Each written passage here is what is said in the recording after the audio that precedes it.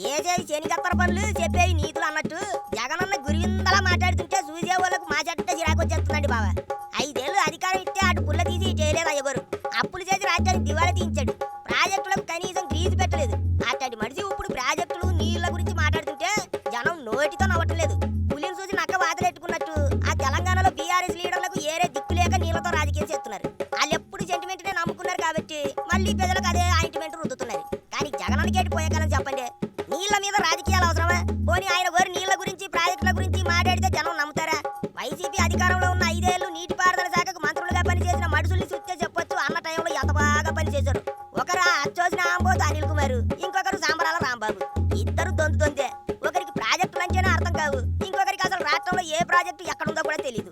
అట్లాంటి ఎర్రెంగలప్పల్ని మంత్రులుగా ఎట్టి ప్రాజెక్టులను సర్వనాశనం చేసింది జగనన్నే. పర్మిషన్లు లేకుండానే అనుమతులు తీసుకోకుండానే తనకు నచ్చినట్టుగా రాయలసీమలో పనులు మొదలెట్టాడు. అట్ట ఎట్ట చేద్దాం అనుకున్నాడు ఎట మరి జగనన్న. అన్నిటికీ అడ్డదారులే తొక్కితే చూస్తూ ఎట్ట ఊరుకుంటారు? జగనన్న చేసిన తప్పుడు పనులకు రాయలసీమ ప్రాజెక్టులు ఆగిపోనాయి. ప్రజల హక్కుల కోసం పోరాటం చేయాల్సింది పోయి పక్క రాష్ట్రం లీడర్లకు చేపల పులుసు తినిపించాడు.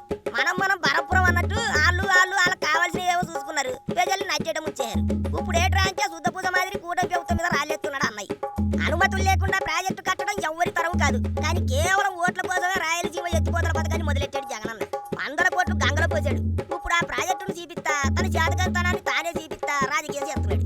నిజానికి నీళ్లతో రాజకీయం చేయాల్సిన అవసరం తెలంగాణలో బీఆర్ఎస్ పార్టీకి ఉందంటే నమ్ముతారు. కానీ జగనన్నకి ఏంటి అవసరం చెప్పండి? ఎన్నికల టైంలో ప్రాజెక్టులు పూర్తి చేయకుండానే జాతికి అంకితం ఇచ్చిన గనుడు. కుప్పంలో ట్యాంకర్లతో కాలువల్లో నీళ్లు పారించి కృష్ణా నీళ్లు తీసుకొచ్చానని డ్రామా చేసిన గనుడు. జగనన్నకు అభివృద్ధితో పని లేదు, ప్రాజెక్టులతో పని లేదు, ప్రజలకు మంచి జరగడంతో అగలే పని లేదు. అన్నకు కావాల్సింది కుర్చీ, అధికారం, జనం డబ్బులు జోబీలో వేసుకోవటం. ఇందులో పెద్ద కామెడీ ఏంటంటే రాయలసీమ జల ప్రయోజనాల కోసం పాదయాత్ర చేస్తారట. అనుమతులు లేకుండా ప్రాజెక్టు ప్రారంభించింది వైసీపీ. అది ఆగిపోవడానికి కారణం వైసీపీ. ఇప్పుడు మళ్ళీ ఆ ప్రాజెక్టు కోసం పాదయాత్ర చేస్తామంటోంది వైసీపీనే. వాళ్ళకి ఏపీ ప్రజలు ఏమైనా ఎరిబాగుల మాదిరి కనిపిస్తున్నారో ఏటో ఎవ్వరికీ అర్థం కావట్లేదు. ఏటైనా జగనన్న పిచ్చి పుల్లయ్య రాజకీయంతో ఇంకా